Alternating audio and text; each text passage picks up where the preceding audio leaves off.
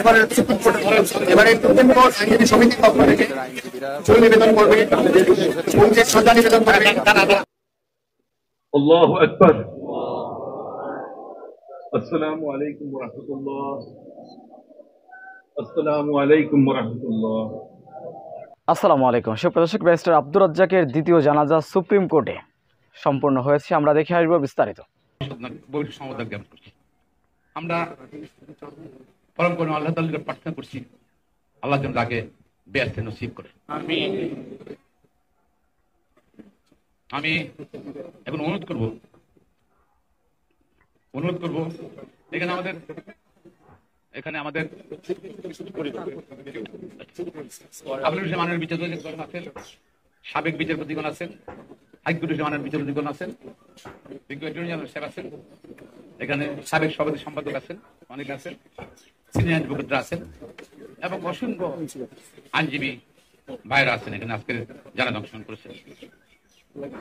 তার ইচ্ছে অনুযায়ী বা পরিবারের ইচ্ছে অনুযায়ী মরমের জানাজা পড়াবেন তারই সন্তান, বড় সন্তান ব্যারিস্টার এহসান আব্দুল্লাহ সিদ্দিক। তার আগে তার ছোট সন্তান ব্যারিস্টার ইমরান আব্দুল্লাহকে সিদ্দিককে কিছু বলার জন্য অনুরোধ করছি।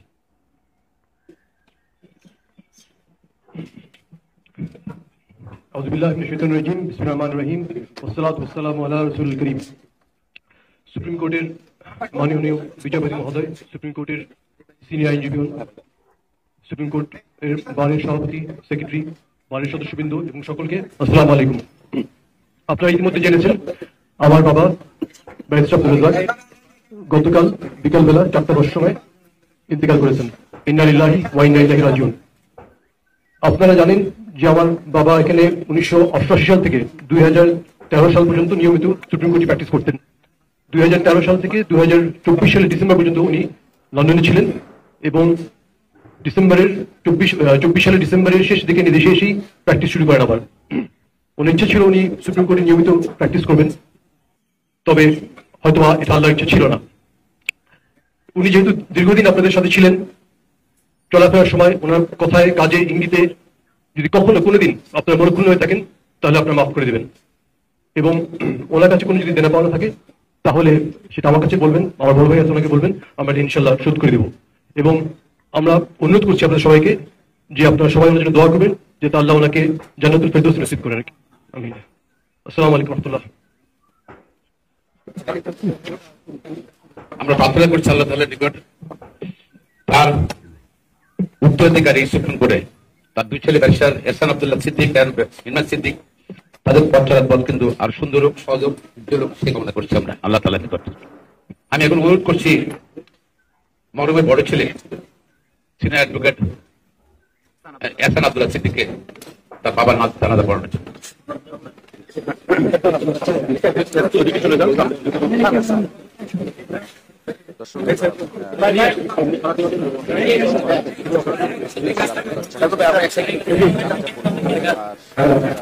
তার পরিবারের সদস্যরা রয়েছেন,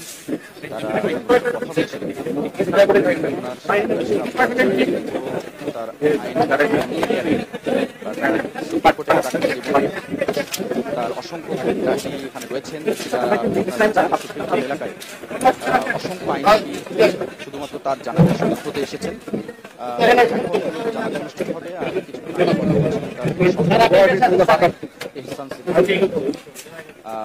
এবং তার ছোট ছেলে। তো আজকে যথারীতি জানাজা ইমামতি করছেন তার বড় ছেলে এহসান সিদ্দিকী। আপনারা জানেন যে ব্যারিস্টার আব্দুর রাজ্জাক দীর্ঘ তার দেশে থাকতে পারে 2013 সাল থেকে 2024 সাল পর্যন্ত তিনি বাংলাদেশে থাকতে পারেন না।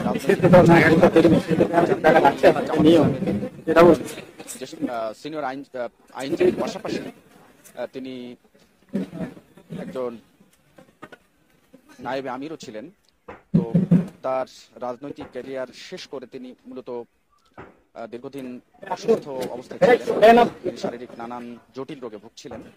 তো সম্প্রতি গত ডিসেম্বরে তিনি 11 বছর পর দেশে ফেরেন এবং দেশে ফেরার পর তিনি চেয়েছিলেন যে আইন অঙ্গনে তিনি অবদান রাখবেন, রাজনীতিতে খুব বেশি পদচারণা থাকার কথা, পদচারণা করবেন না বলে জানিয়েছিলেন। তো আমরা সরাসরি জানাজা নামাজ অনুষ্ঠিত হচ্ছে সেখানে চলে যাব।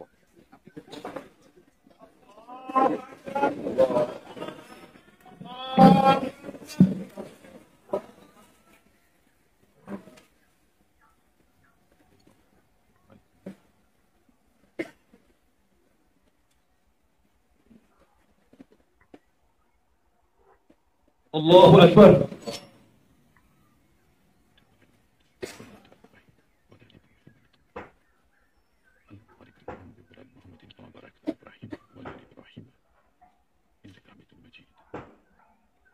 الله أكبر.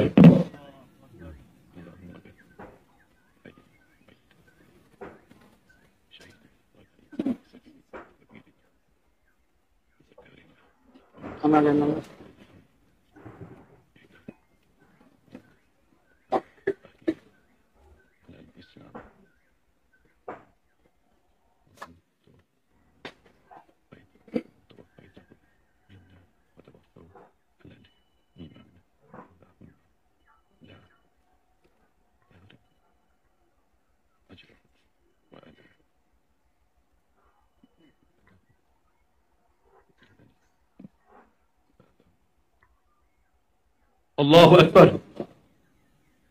السلام عليكم ورحمة الله. السلام عليكم ورحمة الله. দর্শক আপনারা দেখছেন যে নামাজের জানাজা অনুষ্ঠিত হলো। জানাজার ইমামতি করেছেন তার বড় সন্তান ব্যারিস্টার ইসলাম। তার আগে কিন্তু তার যারা আইনজীবী